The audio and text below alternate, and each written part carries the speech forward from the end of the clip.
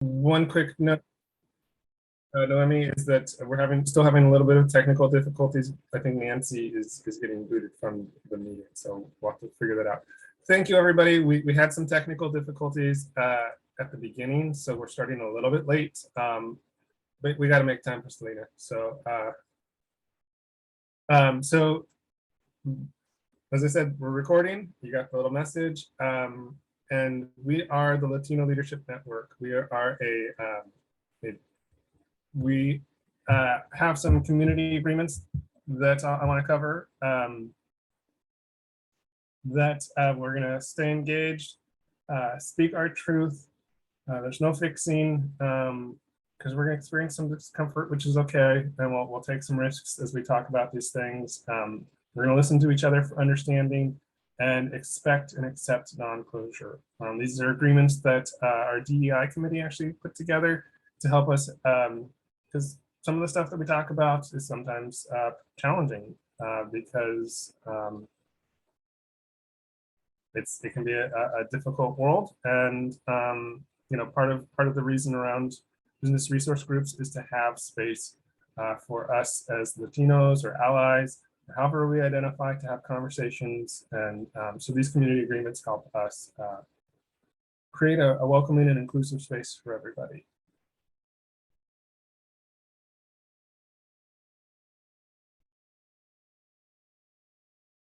So for those of you that are new here, we are the Latino Leadership Network. We're one of the state's business resource groups, and we strive to create a space for Latinos and our allies where we can feel a sense of community, learn new things to help us grow in our careers as state workers. We have the vision of connecting and inspiring our Washington State's Latino workforce and leaders of today and tomorrow. I want to call out that you may hear me or others use the term Latino, and that's not meant as a blanket term, recognizing that it is a gendered term because Spanish is a gendered language. But really, if you hear me say Latino, and I'm trying to figure out the best words to use in the future, I mean that to refer to whether you identify as Hispanic, Latino, Latina, Latinx, Latin @ Chicano, Latine. It's meant to be an inclusive term. And so I just want to call that out because, well, especially today. Today is it's a National Coming Out Day, where people who haven't shared necessarily their gender or their identities piece have a day to come out, or to celebrate when they came out to their friends, family, or however they did that. And so, especially on a day like today, we want to make sure that I emphasize that we want to create an inclusive environment regardless of how you identify, as long as you are here to support our heritage, our people, our growth, our community development, our career development of each other, then great. We can figure out which words are most inclusive and supportive of each other. So it's a long spiel. We need a better word at some point, I think. Okay, so welcome to the Latino Leadership Network.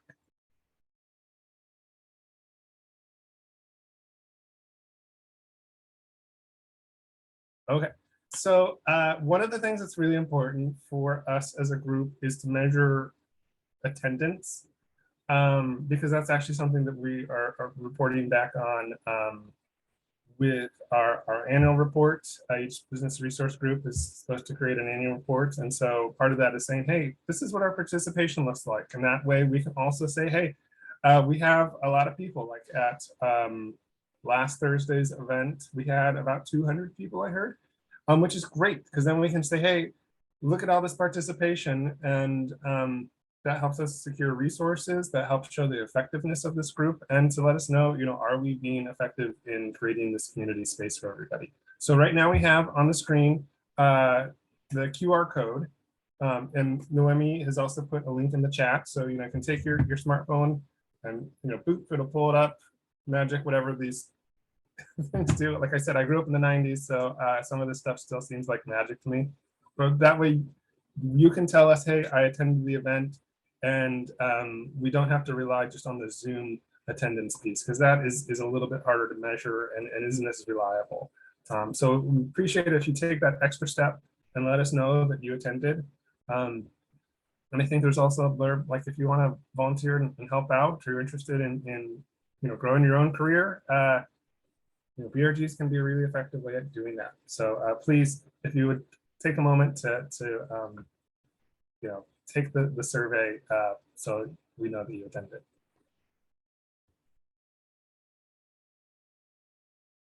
So here's our agenda for today. Oh my gosh, we're already behind. Like I said, technical difficulties. Hey, Hispanic Heritage Month is coming to a close soon. We straddle that space of September 15th to October 15th. And even though it's really sunny and warm in the sun right now, it is almost October 15th. So we're gonna do a little bit of a recap on Hispanic Heritage Month. And then at 3:30, we have Nancy Roca Aguilar on from the Commission on Hispanic Affairs, talking to us about the agency.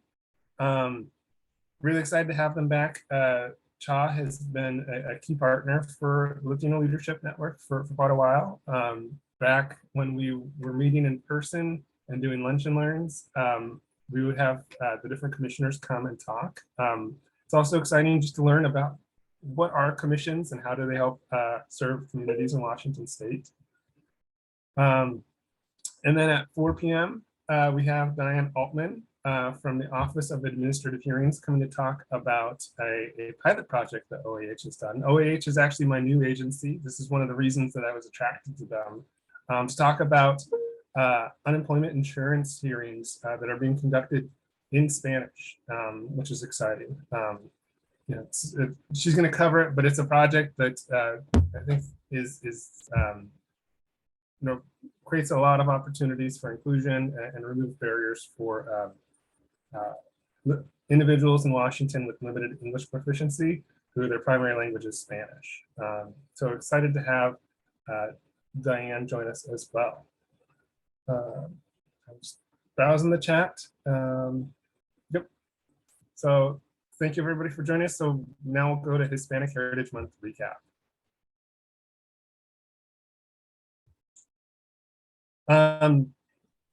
So Hispanic Heritage Month is kind of a big month for us. We do things, so we started last year by doing weekly events, and we've continued that this year. We started the event with a kickoff event with our partners at state parks. So on September 17th at Miller Sylvania Park, State Park, we had an in-person event. And there's information about it in the newsletter, or there will be.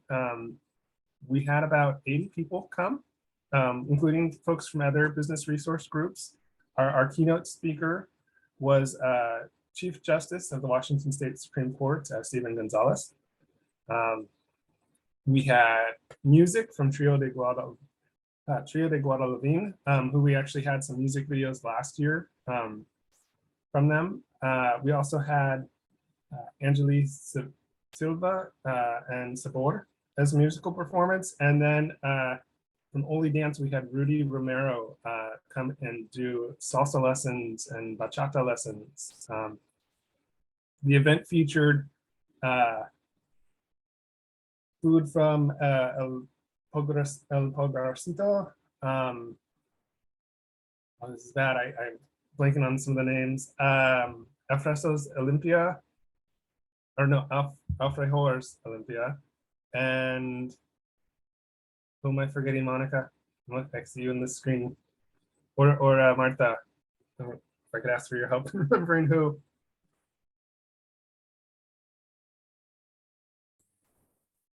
I would like to officially tag Martha to answer the question.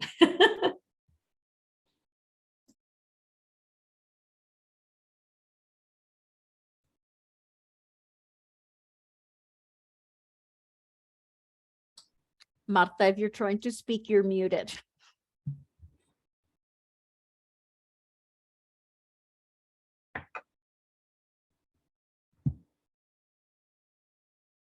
Okay, we'll give Mark a moment because we've got a lot of people to thank for this event. Number one, we had sponsors. So Washington State Employees Credit Union was one of our big sponsors. Oh, there's Martha. Sorry, can you repeat that? Because I was having audio issues too. So can you repeat the question? I was trying to get it fixed. So we had, who are our vendors for food at the event? Oh, okay. Yeah, so the vendors for the food, we had Tacolote, which is a taco truck, and Olympia, going downtown Olympia. They did the tamales. We had El Purgacito, which is Salvadorian restaurant for the pupusas. And then we had the Colombian empanadas, and the alfajores was Olympia alfajores. Yes. Thank you. And thank you, Martha, for arranging all that. Yeah, the food was very good. Good, great reviews from my family. But I think the pupusas were my son's favorite, although I love tamales, so those are great. Okay, so Washington State Employees Credit Union, thank you to our sponsor. Thank you to our sponsors. As Alfie says, your Department of Veterans Affairs, and also to the Washington State Liquor and Cannabis Board, and also Liquor Control Board. That was what it was back in the day when I used to work there. So thank you to state agencies for sponsoring them for the event. Heads up too, when we want to do another event next year, we'd appreciate some sponsorship from other state agencies. So you know, if you feel comfortable reaching out to your state agency about sponsorship, which they do for the business resource groups, please send us an email at lln@ofm.wa.gov. I'm going to be doing the same request for my agency as well. Okay, so I want to thank some individuals for the event. Martha, thank you so much for your work coordinating all the contracts, all the food, getting the food there. And also, please, if I miss somebody, I'm going to ask my board members to help me and raise their hand and chime in. I want to thank Michaela Croyne from State Parks. Michaela's worked with us the last 2 years. She does the culture work for State Parks. She's a fantastic partner and just a lot of fun to work with. Also, Jeff Asalio, apologies if I'm mispronouncing, from State Parks, and Grabler, and Janet Shunk from State Parks. They were just fantastic partners in setting up all the performances, just getting the event set up. Really great people to work with. From LLN, I want to thank, we got quite a list. So Jovita for helping us connect with Chief Justice Gonzalez and arranging him as a keynote speaker. Monica is my partner in crime leading LLN. And Vanessa Rojas is also very key in making the event happen. Oh gosh. Why am I blanking on Diana's last name? Help, Monica. I can't hear you now. It's Blair. Diana Blair, yes. Oh my gosh. Okay, sorry. So thank you to Diana for her work, you know, putting the event together as well. Who am I forgetting? It's a big event, and this was our first time doing an event like this. We used to do in-person lunch and learns, but this was quite a bit different, where we were had music performances, we had loteria, we had food, and it was open to families and the public.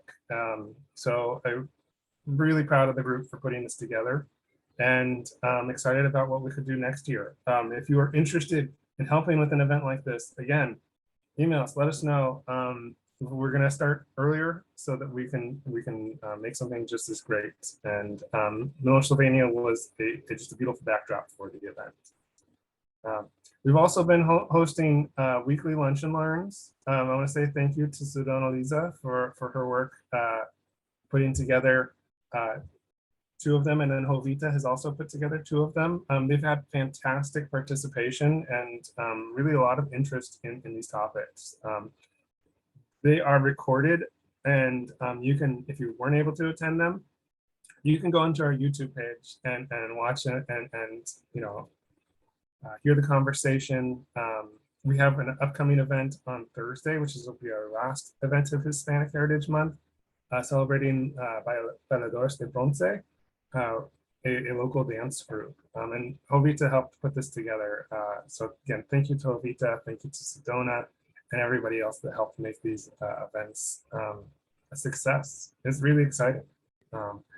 It's also, I'll say, a bit exhausting. So we typically take November off from our general membership meetings. So if you have it on your calendar, just be aware, we won't be meeting in November. We will still have the DEI committee meeting, I'm assuming. So I want to promote that if you still want to participate. We still have things going on, but we'll be back in December with things to be determined. It might be another session of Loteria like we did last year, in which case everybody can laugh at my Spanish. One more thing for Hispanic Heritage Month is we've been working on a Pacific Northwest pit stop recommendations list. I was eating earlier when Selena was on, and so I'm very much food oriented. And what we're asking is for your recommendations on food places to check out food wise, pit stops. Whether it can be Latin food or it can be something else. We've opened the doors on it. I think I mentioned some of my favorites last month, like El Amigo down in Centralia. Again, use the QR code to access and tell us where we should be eating, where we should check out throughout the state. This is an opportunity. If you're an East Sider or a West Sider, it's an opportunity to find out where else to check out. I don't know, I'm food motivated, so this was exciting one for me. I'm excited to see what the list looks like. And the survey is going to close this Friday to the 14th. So you've got until Friday to get us your food recommendations. I mean, you can always send me a message in Teams about a place to check out, but if you want everybody else to hear about it, you got to complete the survey. It's real quick, by the way, so you can do it in less than 5 minutes.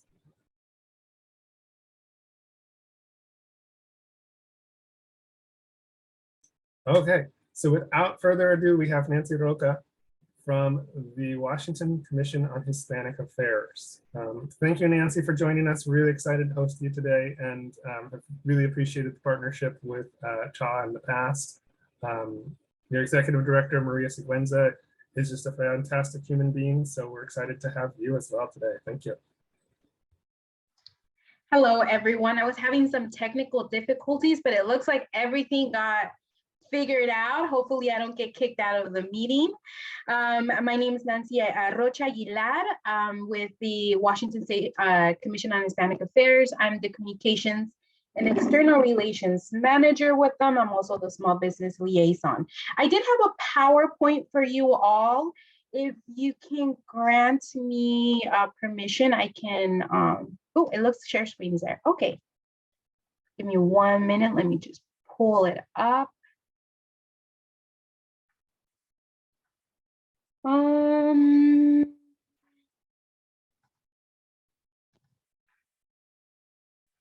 One minute. Let's see.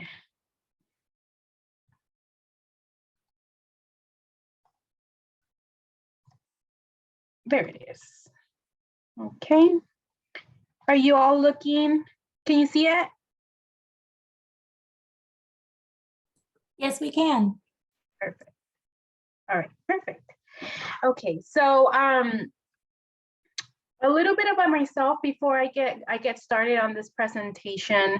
I was born in Mexico City, raised in Southern California, and I've been living up here in Washington for about 5 years and a half, almost 6 years now, and I've been with the commission for a little bit over 4 years. It has been a wonderful, great adventure living up here, experiencing community up here. And really, it's been a 5 years of a lot of learning. So I'm really grateful for those opportunities.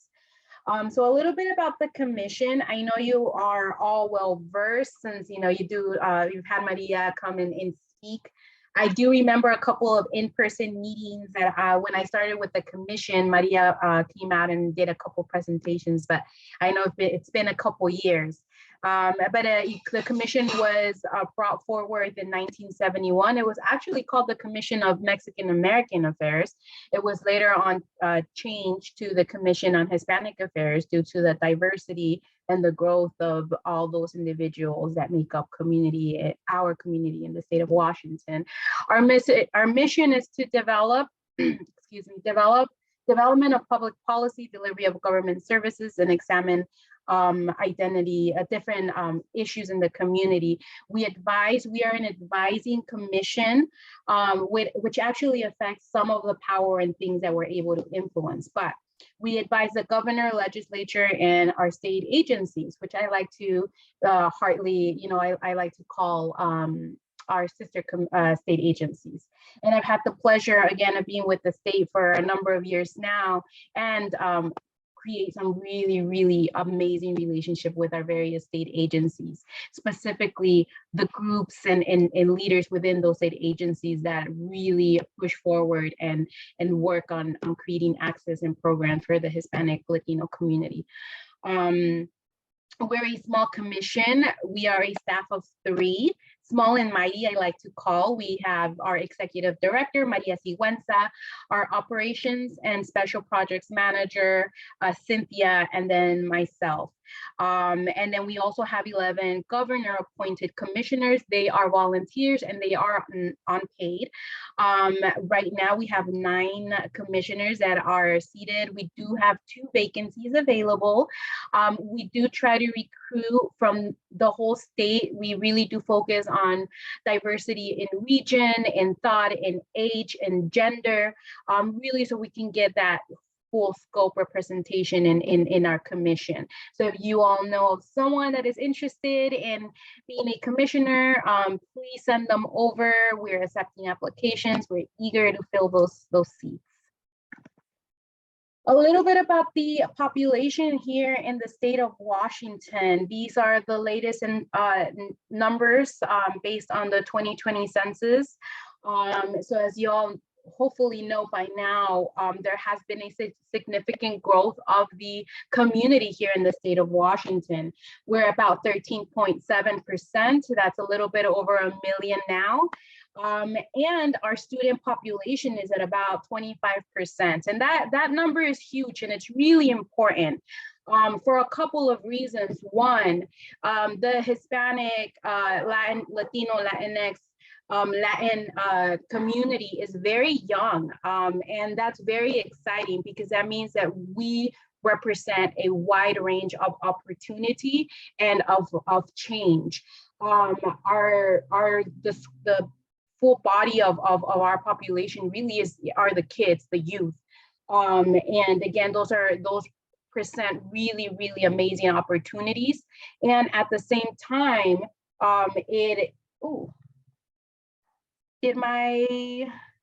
there we go. And at the same time, we do have some challenges that we need to address because of the situation that we're in. On some of the other data on here, we have about 5 counties that have a tremendous amount of Hispanic community located in them. Yakima, Grant, Adams, Douglas, and Franklin all have the most density in Hispanic Latinx community. However, we do have a couple of counties that have had significant growth. And as you all can see here, it's Walla Walla, Benton, Chelan, and Okanagan. And I wanted to share this information with you because These areas are all located in central and eastern Washington, and oftentimes they're also the areas that have deserts of resources. That's how we like to call it here at CHA. And what that means is that there is a number of barriers that these communities are facing and will continue to face if we don't activate and continue to fight the good fight. Some of these barriers include lack of internet or poor internet access, geographical barriers such as a lack of infrastructure, good roads, lack of access and resources such as community service providers, healthcare, and as well as funding for their for education. And but however, it also is very exciting to see that the community is growing, that we know where they are locating, where the growth is happening. So we make sure that we are intentional about the programs that are being shared and that they need to be shared in these locations as well, because community lives there. And so I wanted to share a little bit about the commission. I'm sorry, I'm fighting a cold here, so bear with me. A little bit about the commission, some of the things that we have done these past 2.5, 3 years. It's been a heavily packed in almost every way possible, emotionally, physically, mentally. And we've had some great successes and some great challenges. So some of the areas that we worked on, it was Census 2020, the commission led the statewide effort in partnership with OFM. And we're very proud of that work. We were planning about 2 years before the census took effect, and then the pandemic hit and all those plans had to be scrapped. And we had to be nimble, be strategic, and really think fast in how we were going to get to community, to inform them, to motivate them to take the census, to teach them the why behind this act and why it's so important. We were one of the first agencies to roll out branded face masks, and we were one of the first to get those resources out to Central Washington, to specifically our farm workers. So we were able to do a couple things at the same time, support their safety, their access to information, and get resources to them, meet them where they were at. Career Connect Washington is a wonderful program that was led by Brian Moreno, one of our commissioners. We got a grant for about $250,000 to create 2 pilots. And basically this is a career paths program that focuses on STEM. And it has been a great success. Even though Brian is no longer a commissioner with us, he has turned out, he served. And honestly, we feel that void of him leaving heavily every day. But we do have other champions that will continue to do this work. We also had Miller Park, and Miller Park is a wonderful example of what it looks like to partner with community leaders, the commissioners, and to use those voices, those connections to get funding, to be able to resource local community and meet their needs. And so with Miller Park, in all the work in community and coalition, we were able to get about $650,000 to rehab a community park out in Yakima. And this community really needed this park. It was in the middle of the pandemic, and the kids, they didn't have somewhere safe, somewhere that looked nice, somewhere that they could be proud of, to go and spend their time, to go and be outside. And so the park got a complete makeover. So we're very proud of that work. COVID-19 community calls is another really, really awesome example of things that can be achieved once we all align and move together as a whole. We were able to coordinate several nonprofits. We had those calls, had about 50 callers that were specifically nonprofit and state agencies. We were able to feature our partners in DOH and agriculture at the governor's office, emergency management systems, where we came together to share information, to talk about what was going on the ground with community. What were the things they were facing? What kind of access were they needing? How they were engaging or not with vaccine clinics, among many other issues. And we were able to get on these calls and activate and facilitate access to resources, to deploy resources to areas that were not getting enough support. And these calls continued on for about 2 years. And really, it was a wonderful partnership with the Latino Civic Alliance. And we were able to help them coordinate that and get folks aligned and facilitate all these meetings.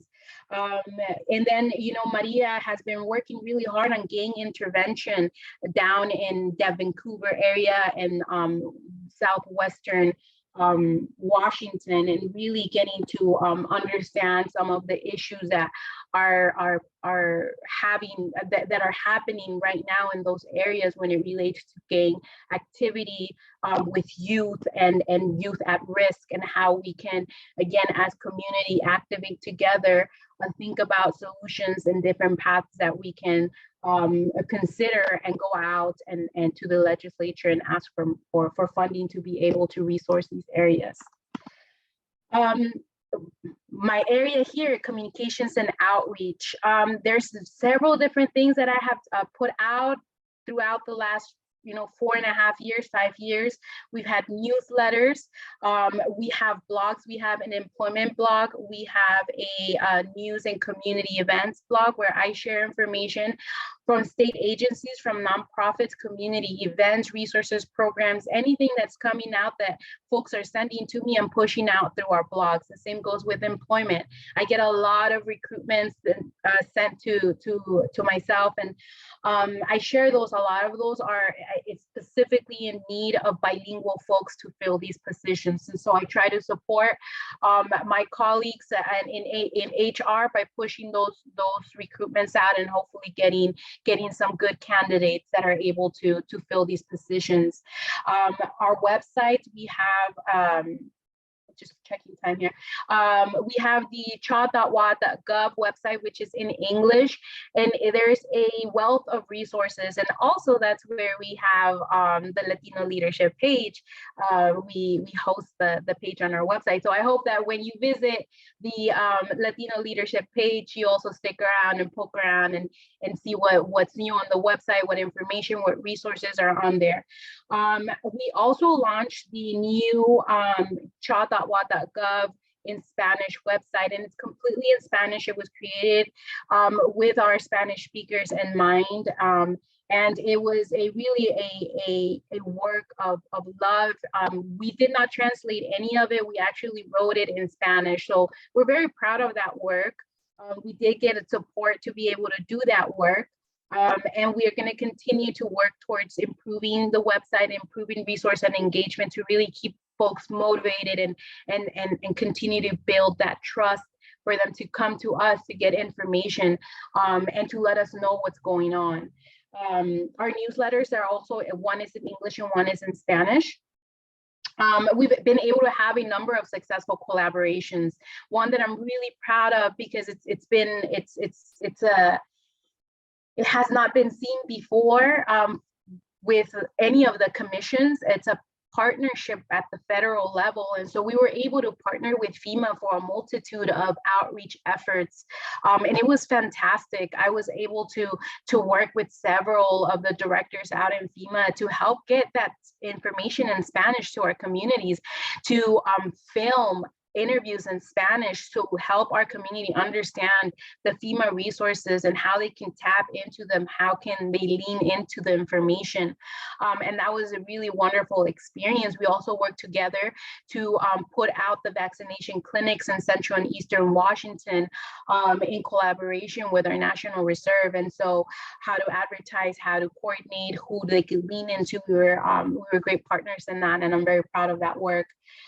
We've had the opportunity to work with several state agencies, OMWBE, DOR, Department of Revenue, Department of Enterprise Services, Employment Security, on various projects, to name a few, commerce.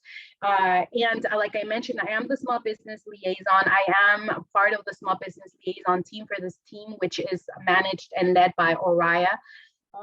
And through them, we were able to take all of the Spanish all the English workshops for small business owners to Spanish. And I was really, really excited to be part of that work along with my colleague and dear friend, Rafael Colon at ESP.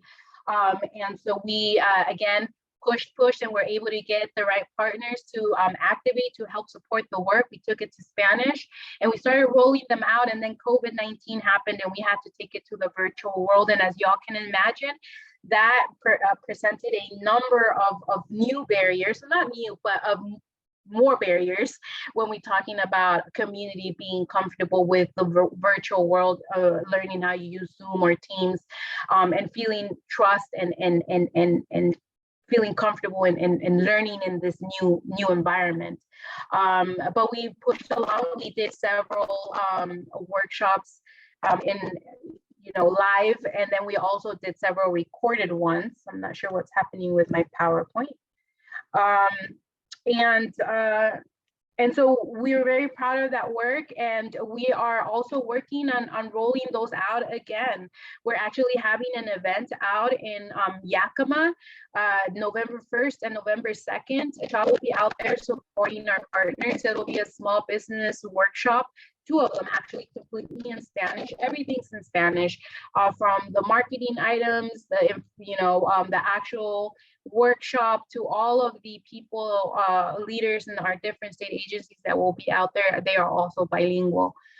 So we are going to be out there November 1st and 2nd, and the flyer is almost done. Appointment, let's see, ESP is working on it. DS, I'm sorry, I forget. Well, one of my sister agencies is working on it. Once I have it, I'll be happy to share with you all to see if you know anyone in that area that's a small business owner that would benefit from, participating in these workshops. And I am struggling with my PowerPoint. This is the day. Can you guys see my PowerPoint?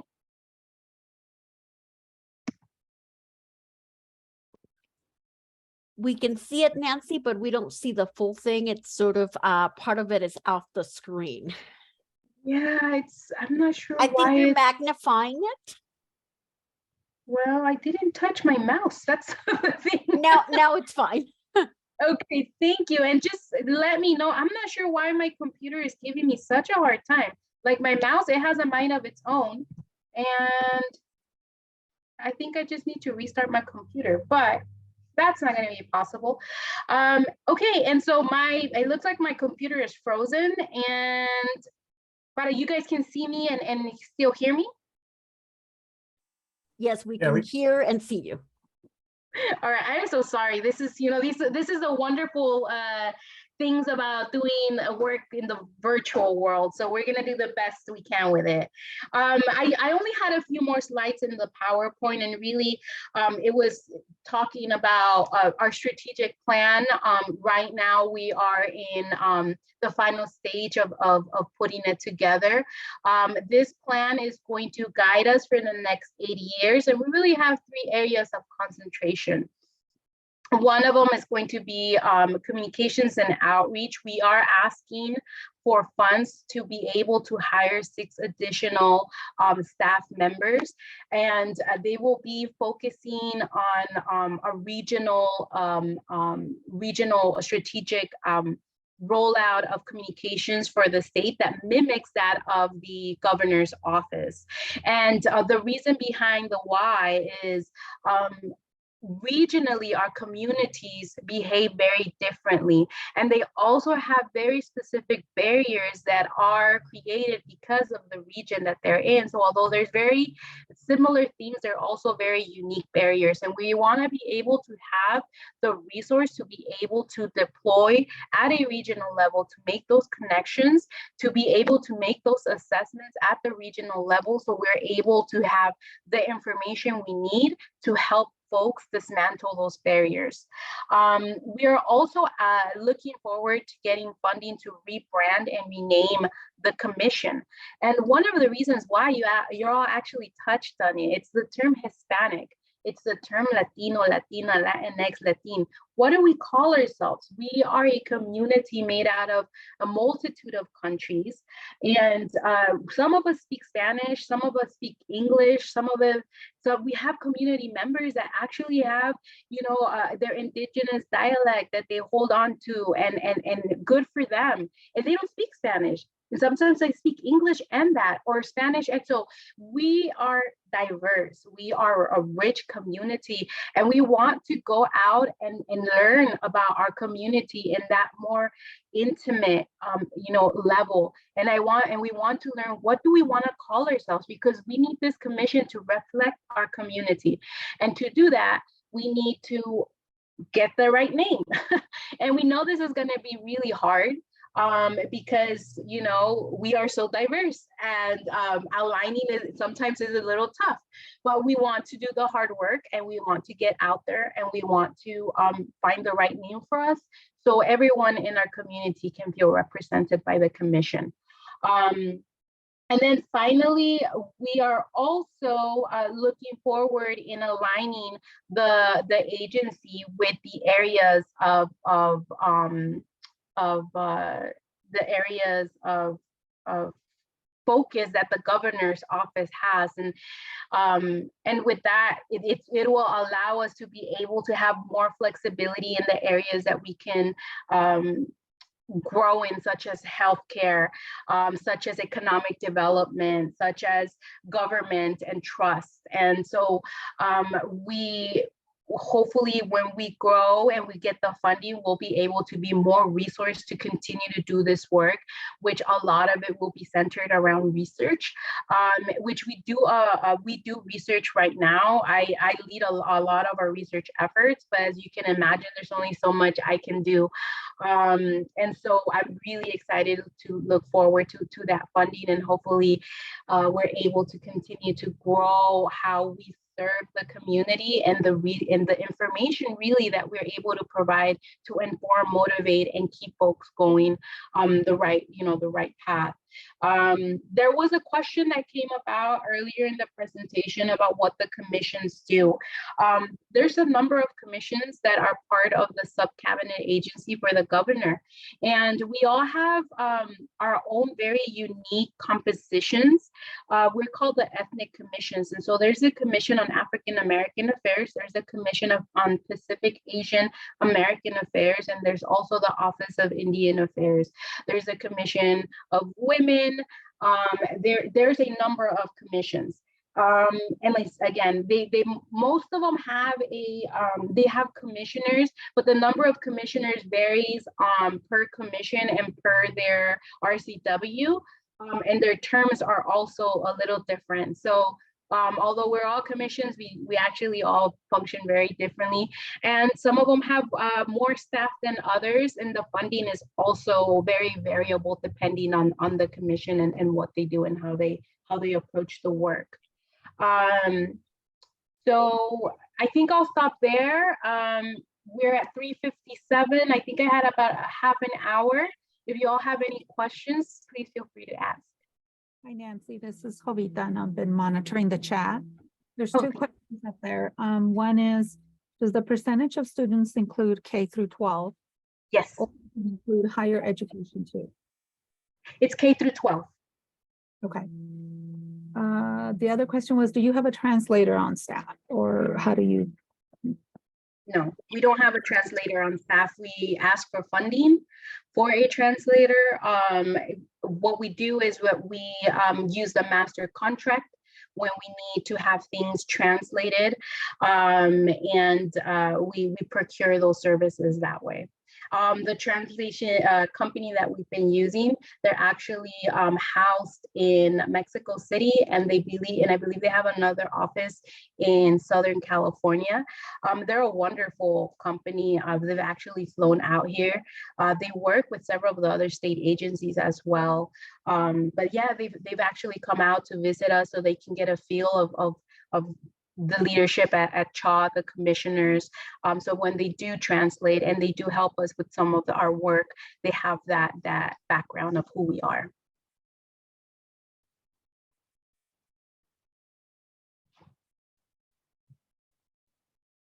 Any other questions? Hi, Alfie.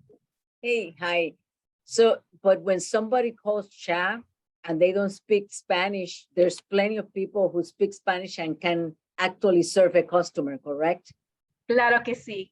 Todos, There you todos, go.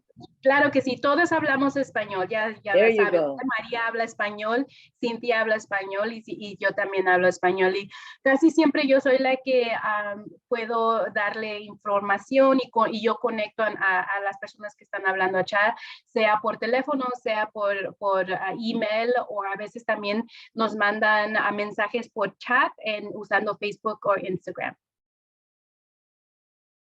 Thank you. You're welcome.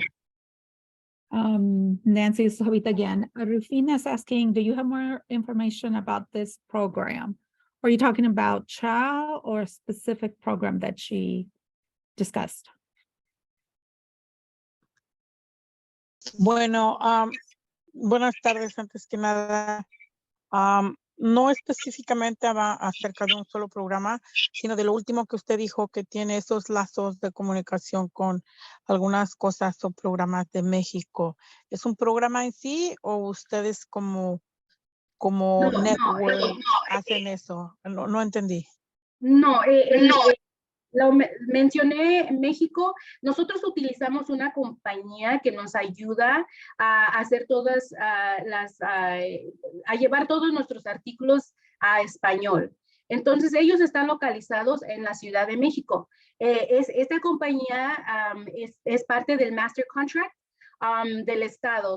No solamente nosotros la utilizamos, también tenemos a varias otras agencias estatales que utilizan sus servicios para ayudarlos a llevar todo a español, y incluso se me hace que también apoyan en diferentes lenguajes, no solo en español, pero específicamente programas que nosotros ofrezcamos en otro país o en México, o sea, nosotros no ofrecemos ese tipo de programas y tampoco ese tipo de apoyo. Si necesitan translation services, lo que nosotros hacemos es les ayudamos a la gente a navegar el Master Contract, si viene siendo requisitos que vienen de otras agencias estatales. Okay, gracias. Thank you. And everybody, this is Noemi, just in case the question was around translation services, and Nancy was talking about how they use the general state contracting through Department of Enterprise Studies services. I always want to say studies, services for translations to Spanish, but of course they have translations into other languages. And we are running out of time, but we have time for maybe one last question.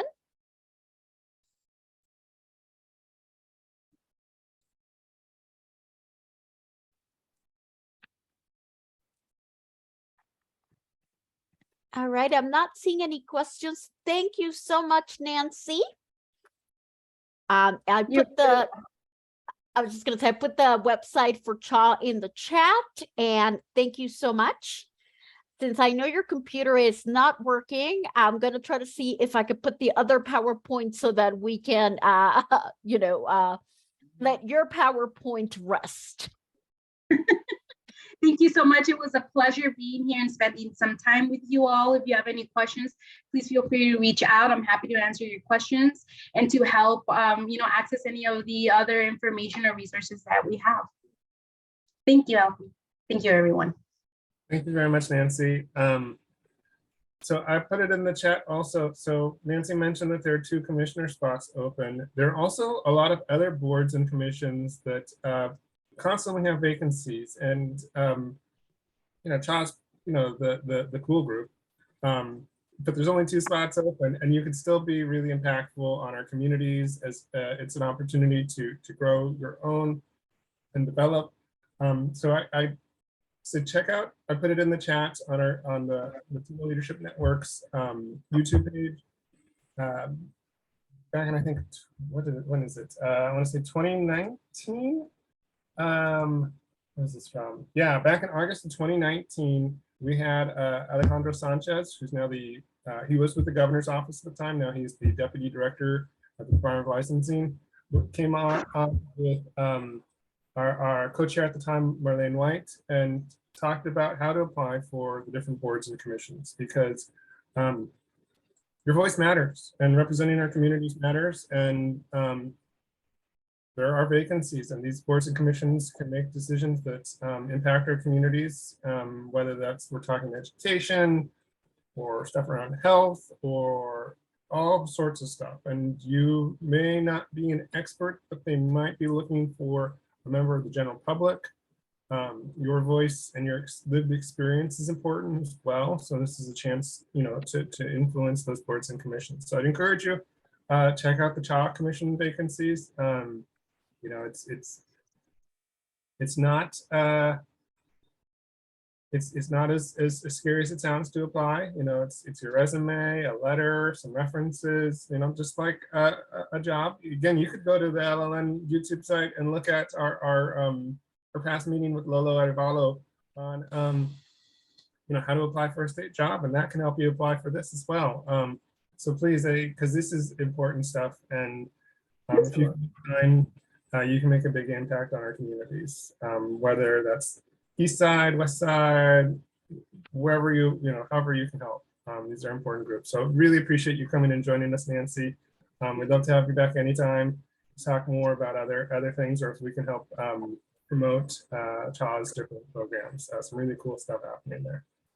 Thank you, Tony. I appreciate that. And honestly, even if we do fill those positions as commissioners, I always encourage folks to reach out. We have membership and participation in a number of work groups in the state. And as you all know, almost every agency has a number of work groups. And oftentimes we are either mandated or we are invited to be part of those groups. And within those groups, really, that's where the magic happens. We're talking about strategic planning. We're talking about legislation that is being developed. We're talking about policy and process. And so even if our commissioner positions are full, you can still be a friend of the commission. And if you have an area of passion, or you have an area where you're an expert, you might be able to represent CHA and help us in that work group setting and honestly those goals and work support. So feel free to reach out, because there still might be a way that you can participate and support CHA in your community. And plus, Maria is just a wonderful human being. So getting to work with her. She's the best. Yes. Okay, so Anna's got her hand up. I want to give Anna just a second before we go to our next guest. I don't want to get in trouble. Thank you so much. Yes, appreciate the opportunity. I just wanted to ask Nancy, it sounds like you guys do a whole bunch of work. How do you manage that amount of work with just 3 people on staff? I'm just astonished, really. And great job. Thank you. Honestly, I think that magic can happen when you have the right people at the right time under the same umbrella. And right now, I think that is exactly what happened in CHA. We're one of the youngest administrations, like very young. Our operations manager is in her mid-20s, so I think that passion, that need for urgency, that commitment and love to community, and everything that has happened in the last few years, one can either tear you down or can fuel you up. And I think that we were very lucky that we continue to get fueled, and that we continue to take that call of urgency. And somehow we figure out how to get it done. Now, I understand that maybe this is not sustainable long-term and that we have to get funding so we're able to get more staff so we can really continue to achieve. But I do think that a lot of it is really that passion and that commitment to serve. And honestly, really good communications. We have a wonderful director. And when we are struggling, when we are like, you know, this is really getting really hard, she listens and she creates that space for us to be able to be human and to be able to manage our very human feelings so we can get back to moving along and getting to manage all the things that we need to do. So I really do think it's a magical moment at CHA where we're just perfectly aligned, and we're very grateful for that. All right. Thank you again, Nancy. So we now have from the Office of Administrative Hearings, we have Diane Altman joining us to talk about the agency's pilot project. Diane, thank you. I'm sorry, we had a little bit of technical difficulties with OFM and getting the meeting started. So we're a little bit behind, but don't worry. If you don't mind, may I share my screen? Yes. Oh, yes, and I'm sorry, I forgot my boss. I want to welcome Chief Administrative Law Judge Lorraine Lee. She is also the executive sponsor of the Washington Immigrant Network, one of our sibling business resource groups. So thank you to Chief Lee for joining us as well. Hola, everyone. Thank you, Tony. Hello, Alfie. I heard Alfie's voice, my good friend. Thank you, LLN, for time on your agenda today to share an innovation that Diane and I are going to talk about, an innovation that we're piloting at the Office of Administrative Hearings.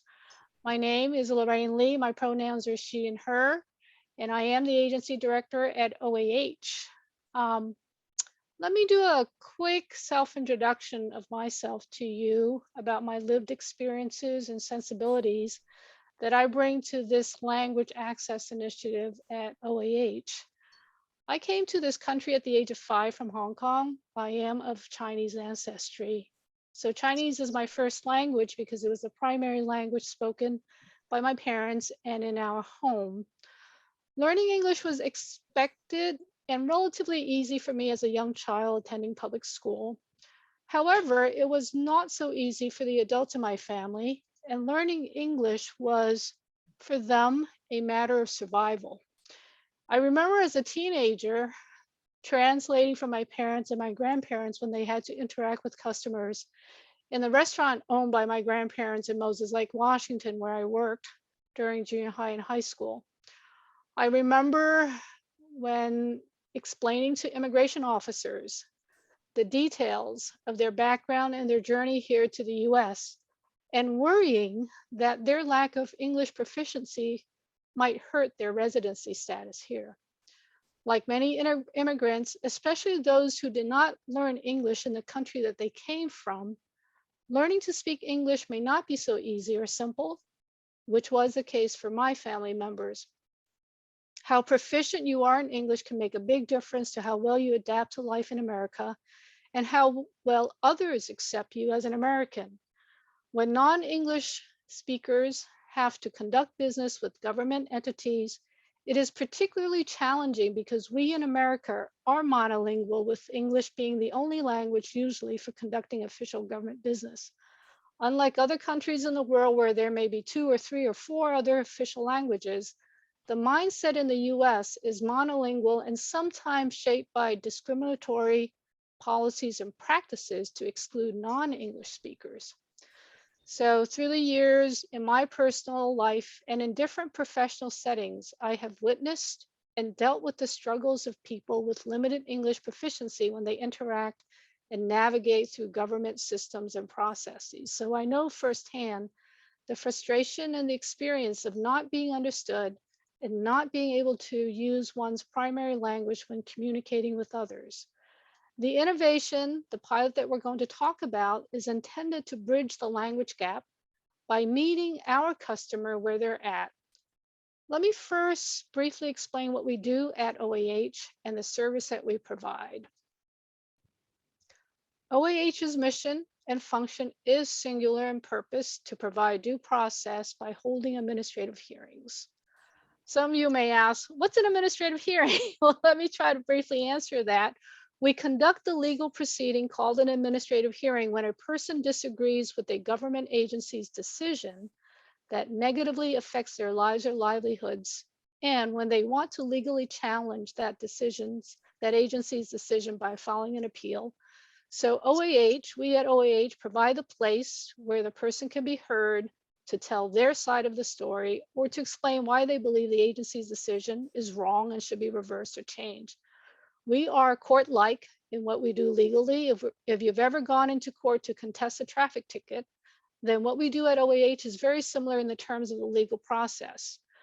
The Office of Administrative Hearing, administrative law judges are our attorneys, and they have the ethical responsibility to be fair and impartial and to listen to all sides and apply the law to the facts of the case based on the evidence that is submitted.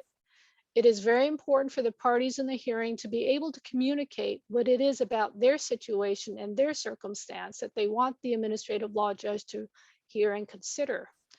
Last year, we had more than 80,000 appeals from people who disagreed with the Employment Security Department's decision about their unemployment insurance benefits. When they appeal ESD's decision, the appeal comes over to OAH and we hold the administrative hearing to give the claimants a chance to tell us why they believe ESD was wrong in denying them unemployment insurance benefits, or if they disagree with the amount of benefits that ESD decided.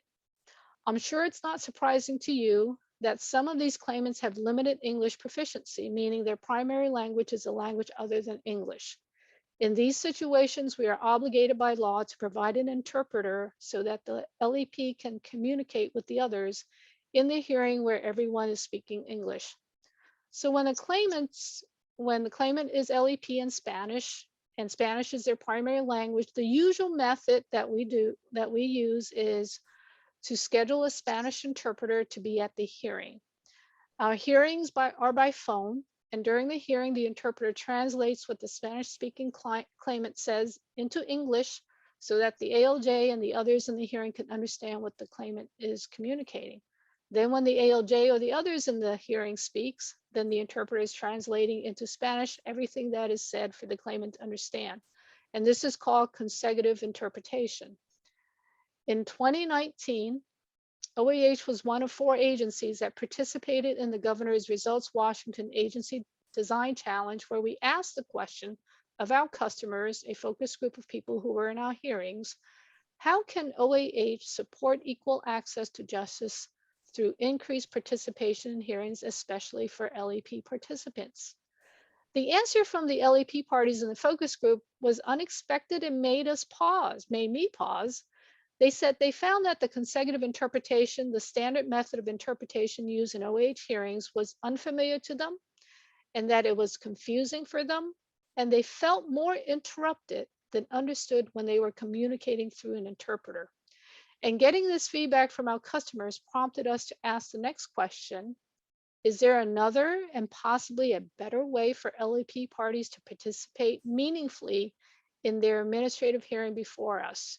So with this pilot project, we introduced the notion that perhaps we should meet our customer where they're at. And if where they're at is language access, being primary language is not English, then let's streamline the communication by delivering the service, the administrative hearing, to them in their language with a Spanish-speaking administrative law judge without an interpreter. Let me turn over now to Diane Altman, our project manager, to share with you more of the details of our project and the specific objectives and the results from our first phase. Diane. Thank you, Chief. And I do want to mention Tony will be monitoring the chat for us, and we do have time for conversation and questions at the end because we really want to hear your feedback. I'm honored to be the project manager with this. I loved Nancy's enthusiasm in your last presentation, and I just know that this dovetails perfectly with what she was talking about. So at OAH, we decided, as Chief said, to explore how can we make a difference in language access with that feedback directly from the customers. OAH asked, is there a way that we can increase the confidence in the hearing process? Can we decrease those communication barriers and still have all due process in place? And how would it be in helping participants feel heard and understood in their primary language if they could speak directly with that administrative law judge?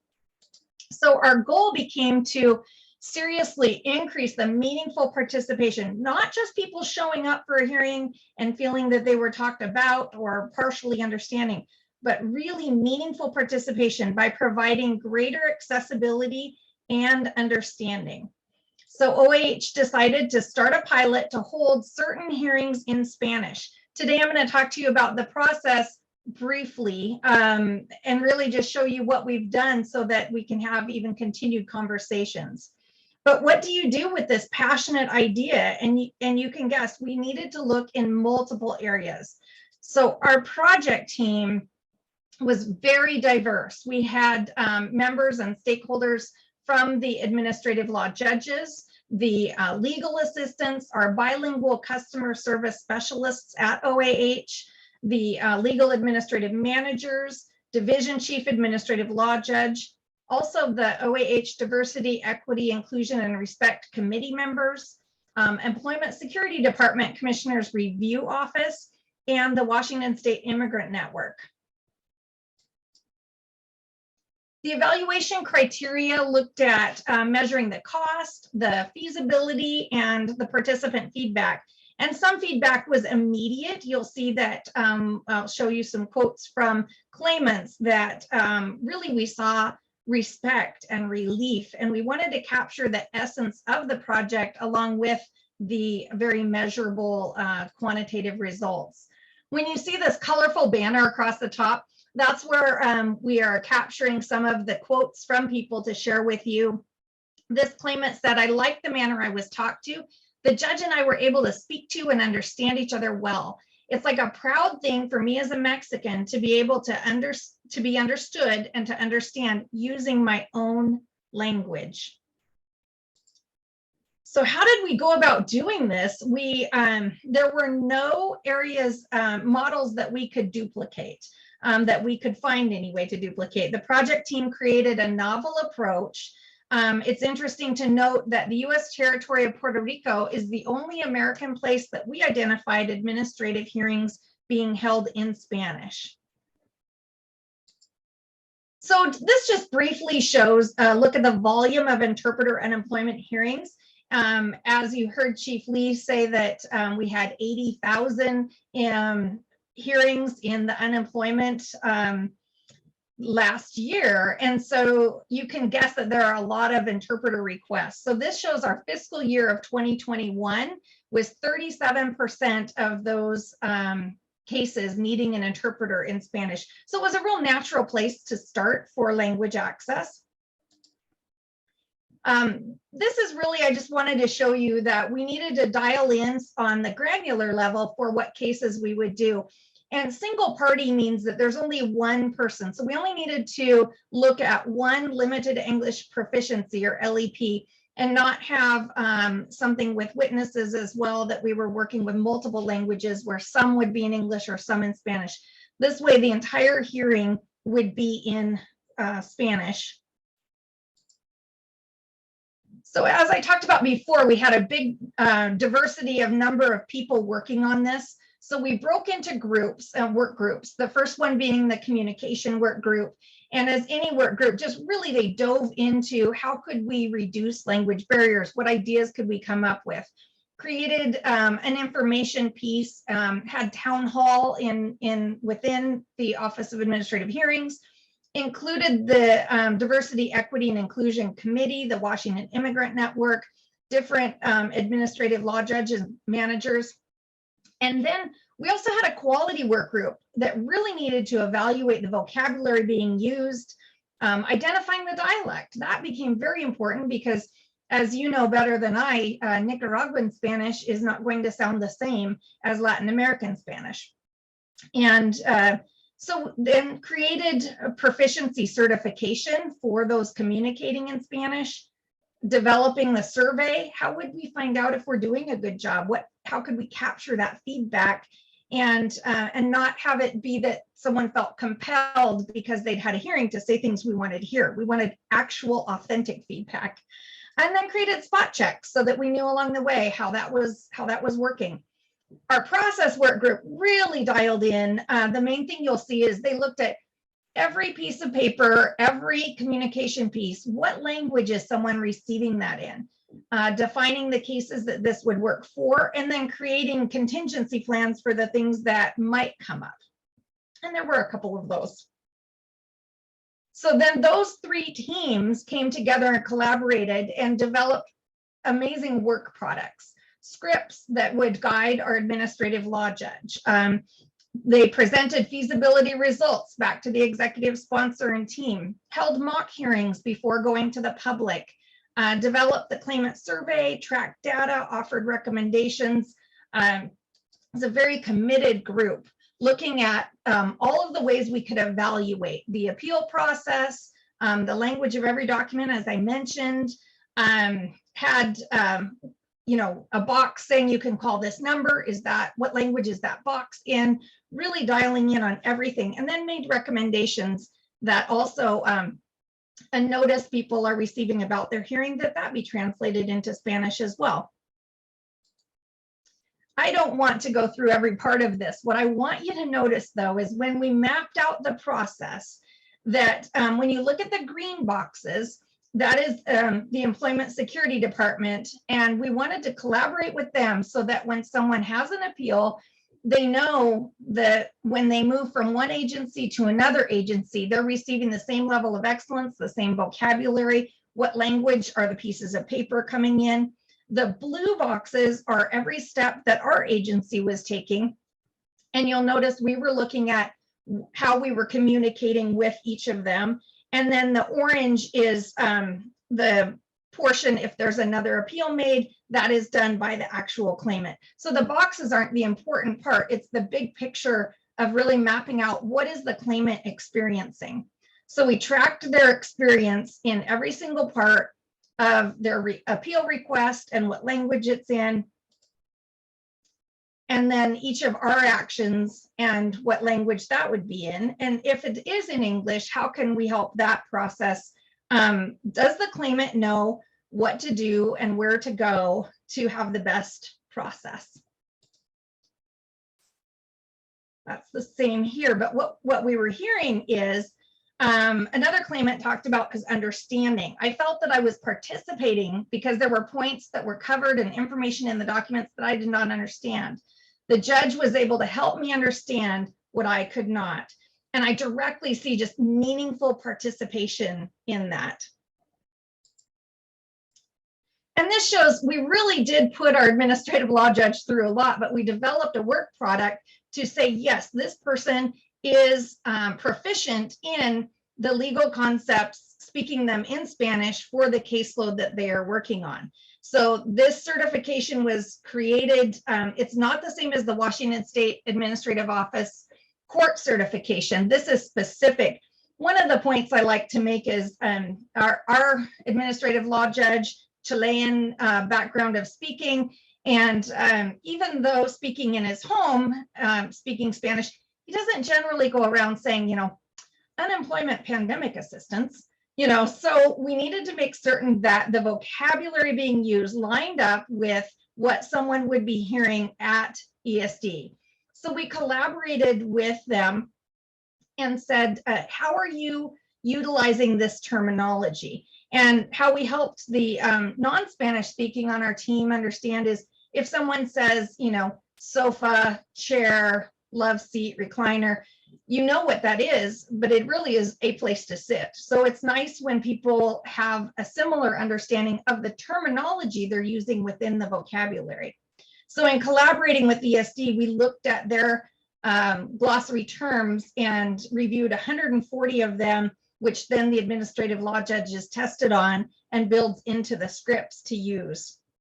And this was all done just decreasing the potential for confusion.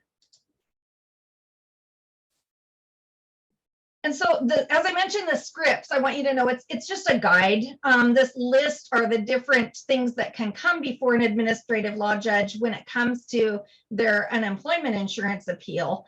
And so it might be about identity or identity theft or work search or just situations that come eligibility. So the terminology needed to be lined up, and the administrative law judge had something to refer to for each of those as he was developing them. We've written them out in Spanish for future use as well. It makes it easier to replicate in the future or training additional judges in the future.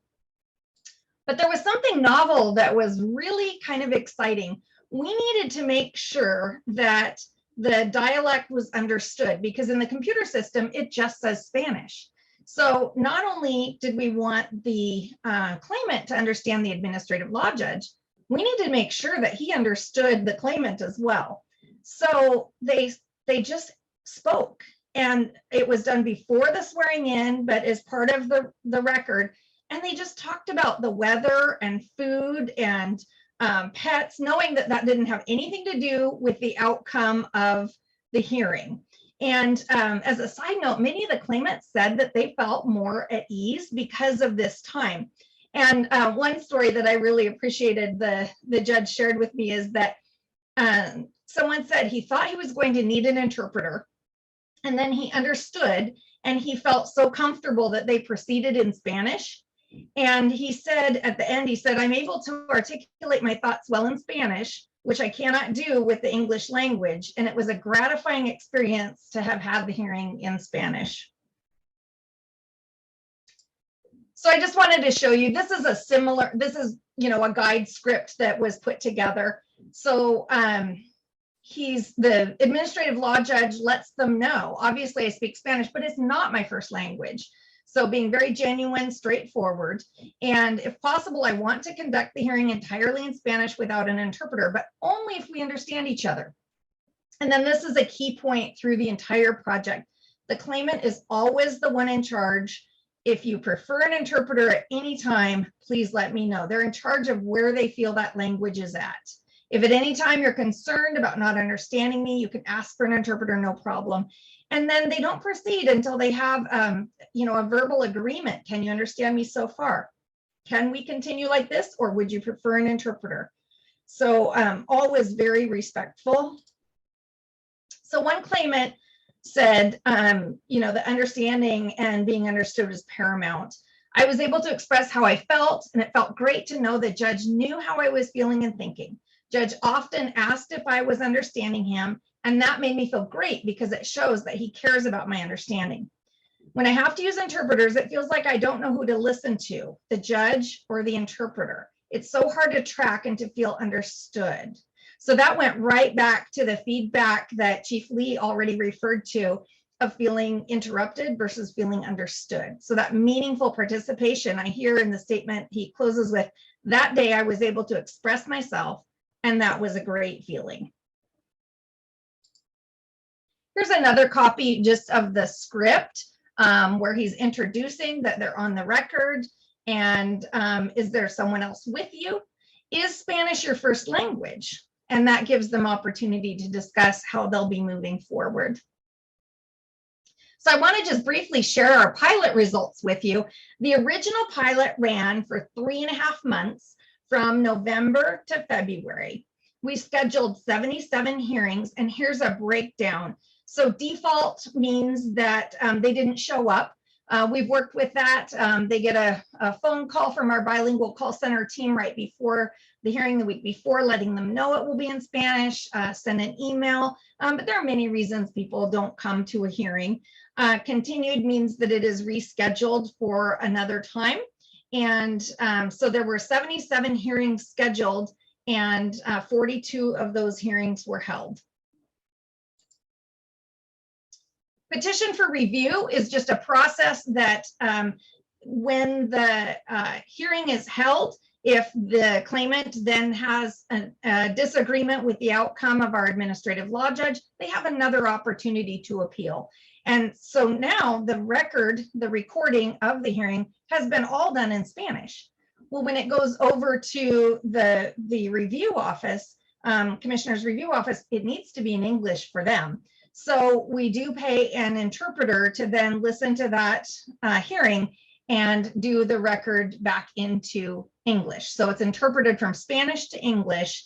And we had one of those that happened during the first pilot, and the cost for that oral interpretation was $190. So as our outcome, along with meaningful participation, money was saved on interpreter costs. The judge billed fewer hours because the hearing without an interpreter is shorter. And early data shows that there are both new cost and cost savings. The time savings was interesting. The pilot hearings averaged about 72 minutes shorter than the equivalent interpreter hearing. So for 42 hearings held, it saved about 50 hours of the ALJ's time.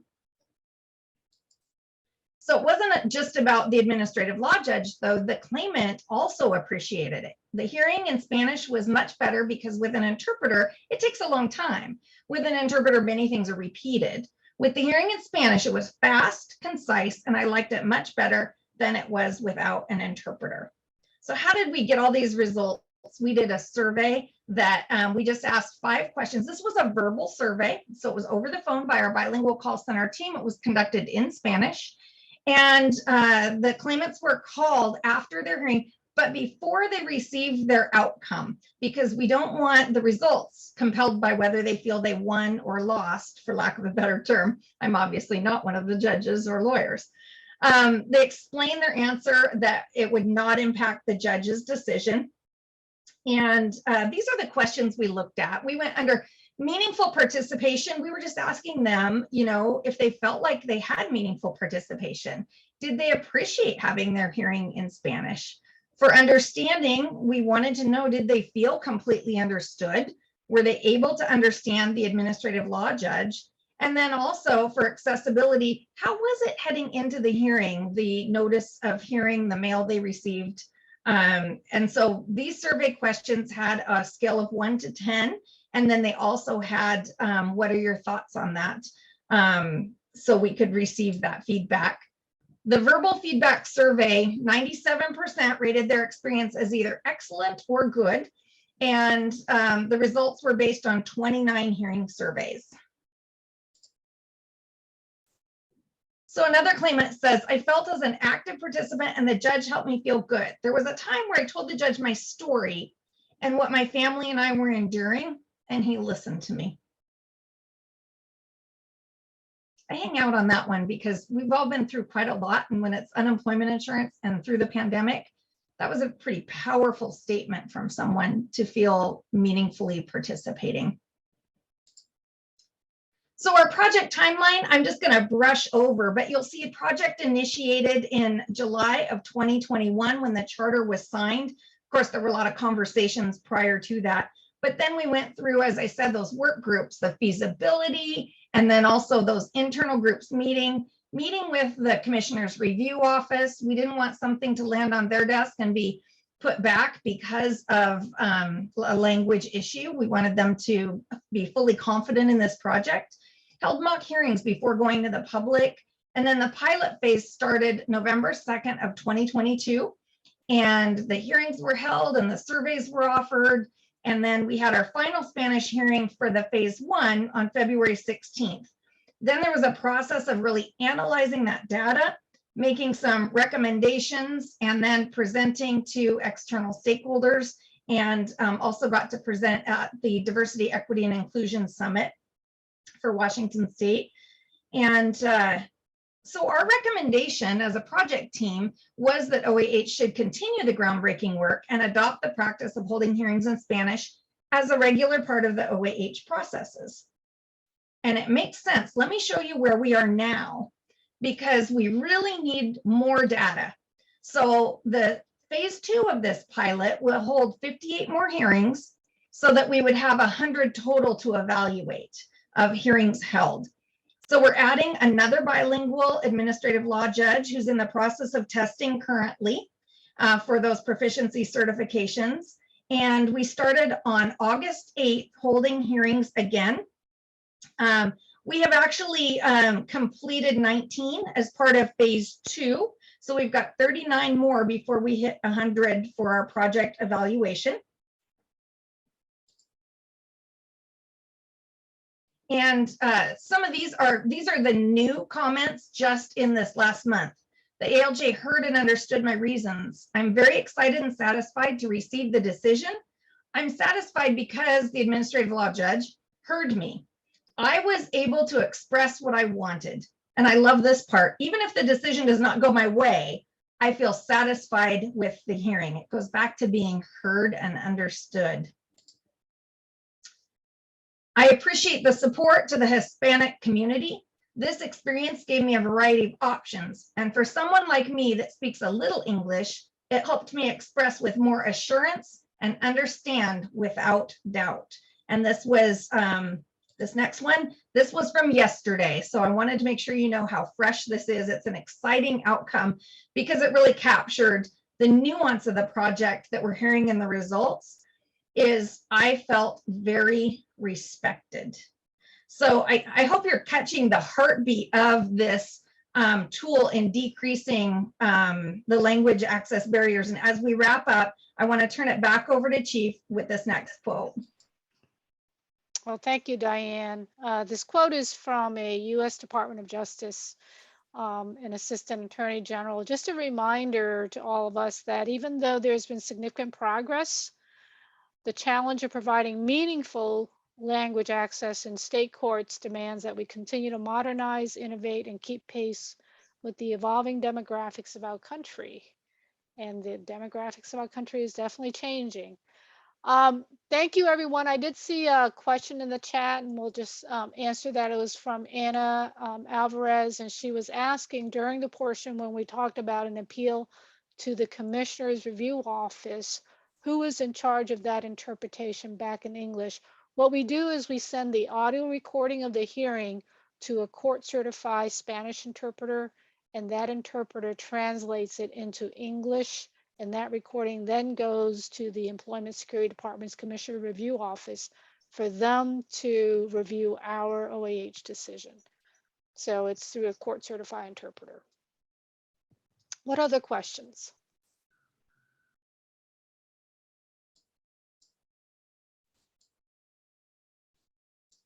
Folks are encouraged to raise their hand like Alfie and also put questions in the chat. The ones in the chat will be read out loud by Jovita, and people who raise their hand, I'll just recognize them. Alfie. So thank you for this great presentation. So what traditionally have been the areas or topics where Latinos or Hispanics have needed the services? You know, is it primarily employment? And then my second part would be, can somebody request, you know, an administrative hearing themselves if they feel that they've been aggrieved, or is there a process to go through? So, Alfie, our agency holds hearings for more than 50 different government agencies. So ESD is only one of them. And LEP parties across all caseloads. We chose to start this pilot with the ESD caseload because it was the simplest by way of we can select those hearings where it's just a claimant on one side and not an employer. So to answer your question, I without looking at the data, I can't say that it's more unemployment type issues versus other types of issues, because on the other caseloads, whether they're child support cases or they could be business, professional license revocations, suspensions, it's across the board. Did I answer your question?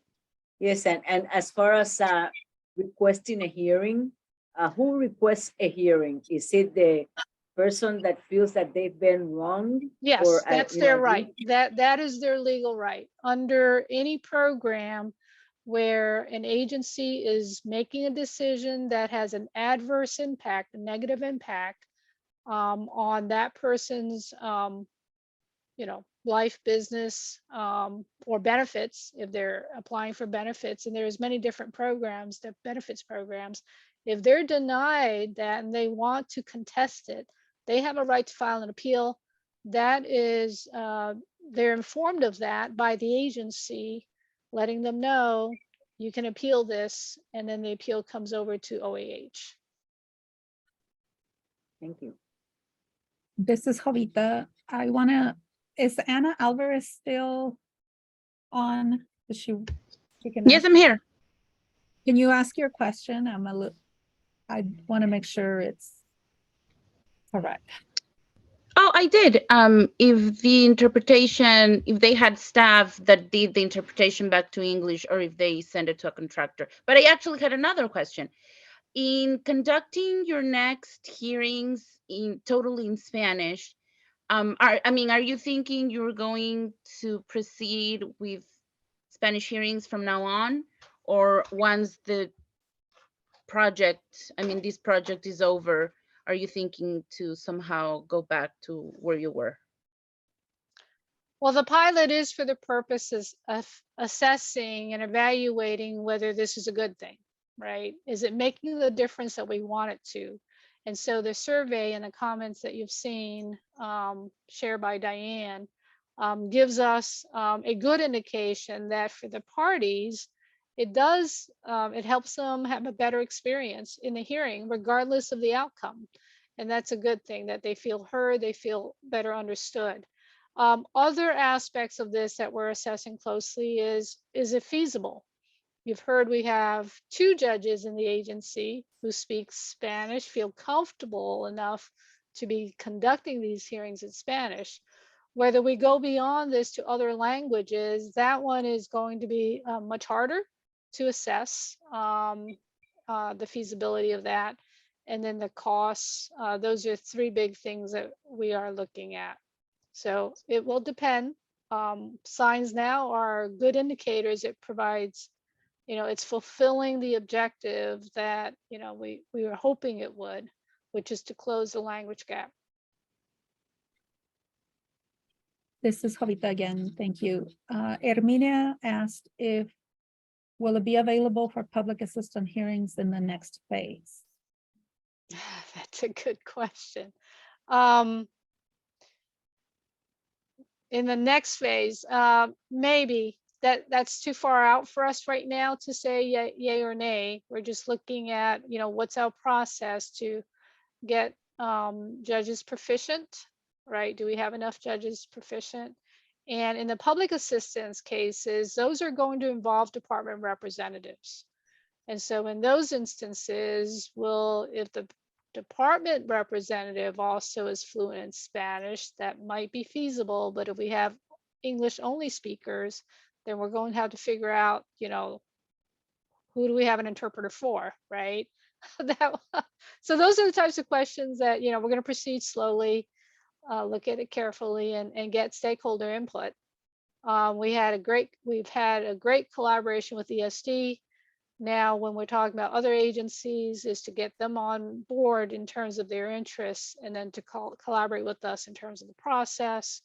Other things that you said in public assistance programs, those are another set of glossaries that we would have to work through, right? Different from what we did with ESD.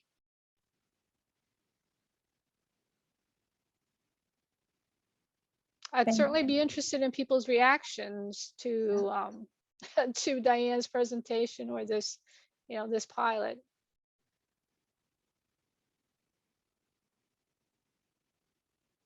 Hi, my name is Sedona. I just wanted to say that I kept having to resist reacting with the heart emoji again and again. So it all sounded really cool how much you listened to the people that you impact and took their feedback to heart in shaping the program. It sounds like wonderful. Thank you. Well, thank you. And did you say you're a previous fair hearing coordinator? Or someone in the chat did? No, okay. All right. Yeah. I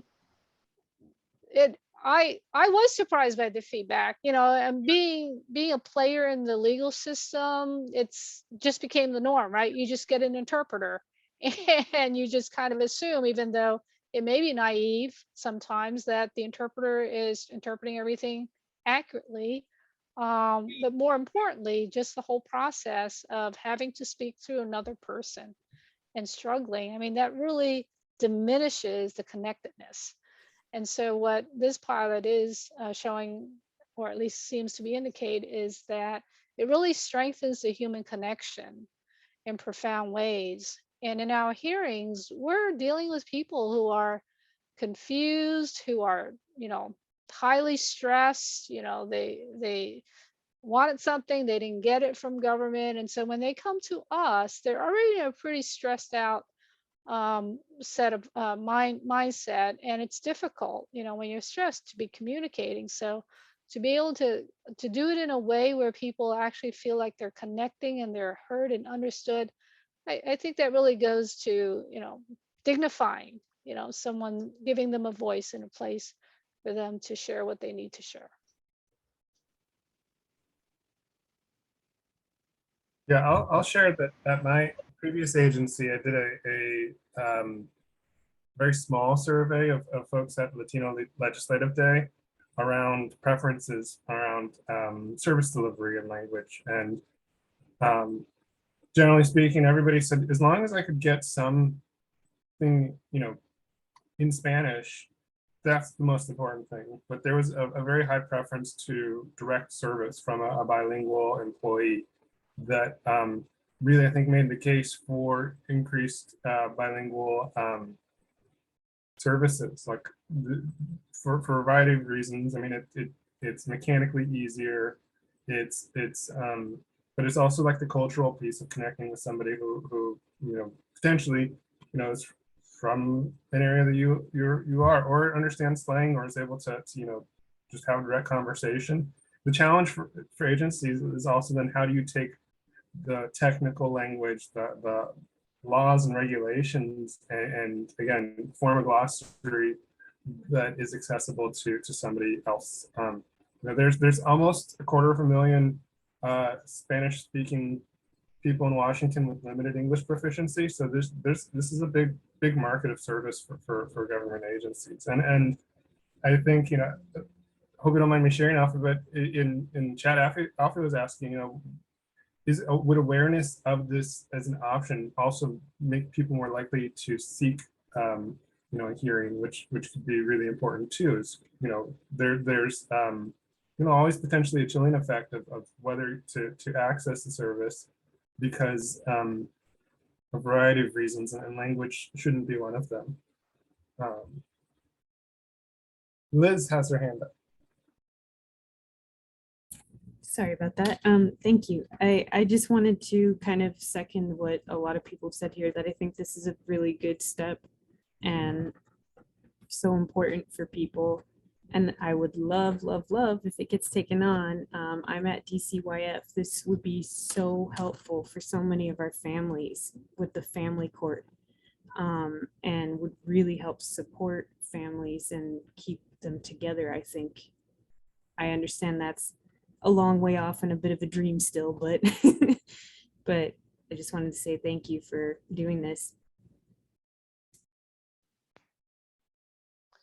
Well, you all have touched on, and somebody is saying, as a legal matter, it's even doubly challenging. And, the law is written very precisely. And some of it does not translate well into other languages. I have no idea what administrative hearing is in Chinese, okay? My family asks me what I do, and I struggle just to explain that part. But seriously, a lot of our work, in government work, it's bureaucratic. It's terms that's not in the common lexicon. And to try to now, conduct a hearing and even expect people to understand some of the terms that are so foreign, and even some of the concepts, that's a big challenge. So, this is a step to try to demystify and at least speak in the language that they're familiar with.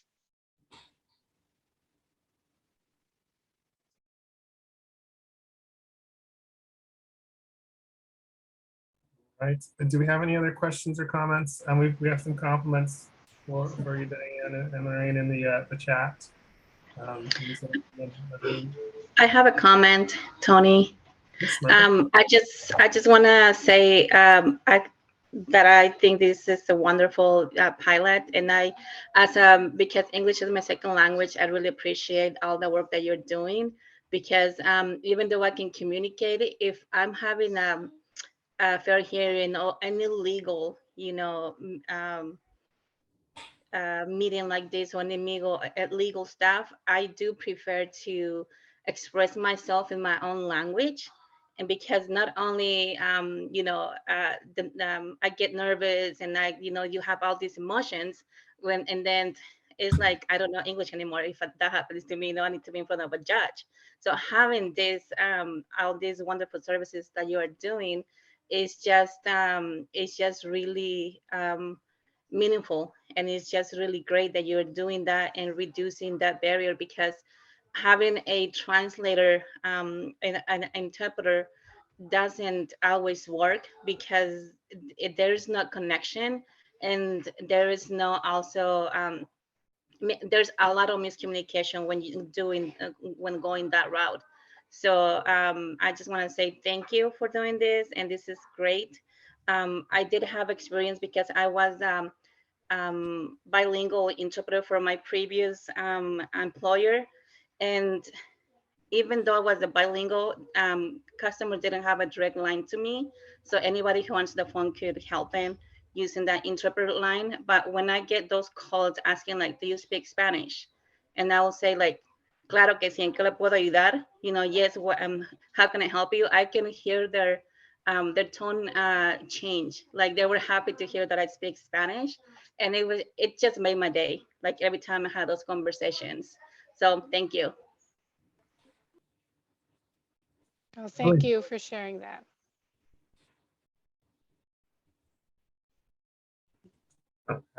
So we're coming up on time, but I want to ask Evelyn and then Armenia, if you have quick questions or comments. Yeah, hi there. Thank you. So I just wanted to, I mean, this is amazing. And I was just thinking, is there any plans to share this pilot with other states? Wouldn't it be just amazing to be able to showcase your work and maybe get other states that have a high Latino population to maybe extend something similar?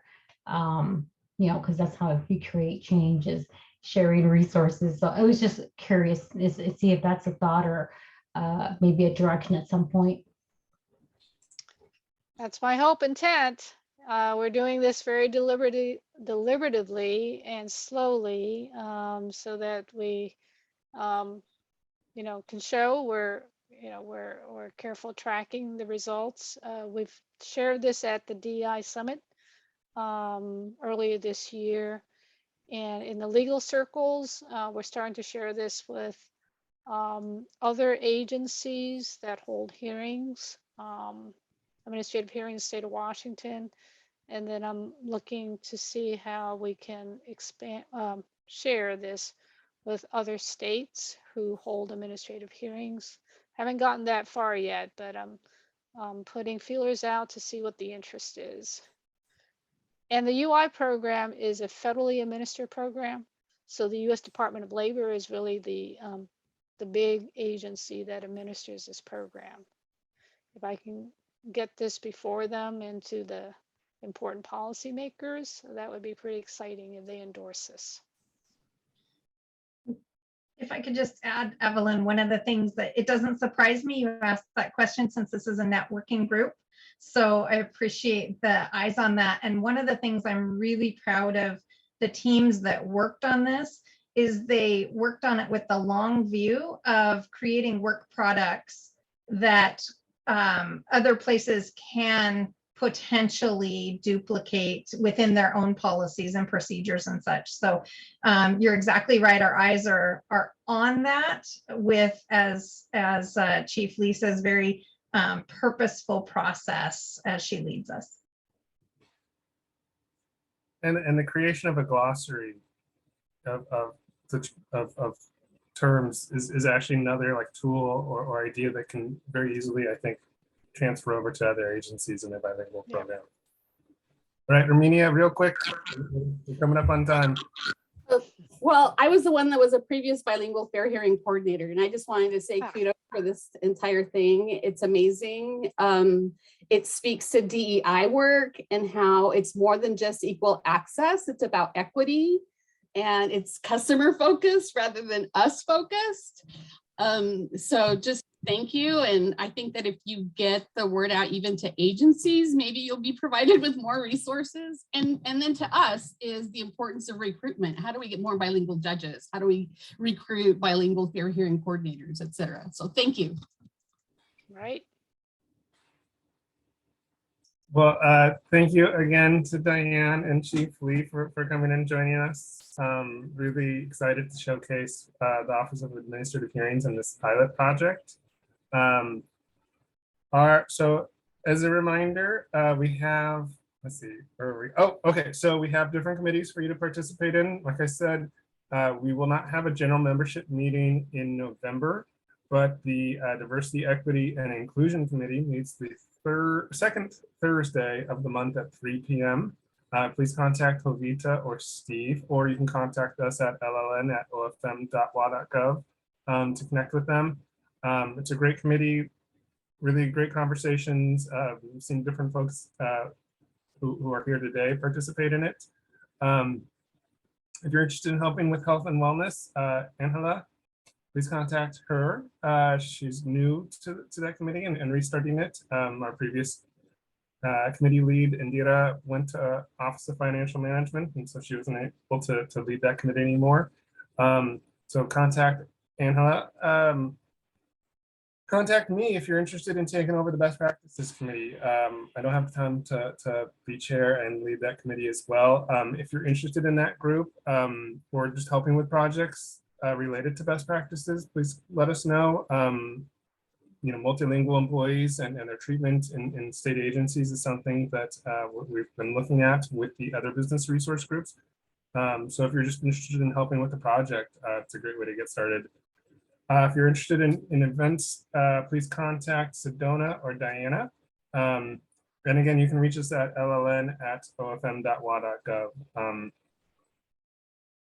See, and then our next event, I think is the next slide.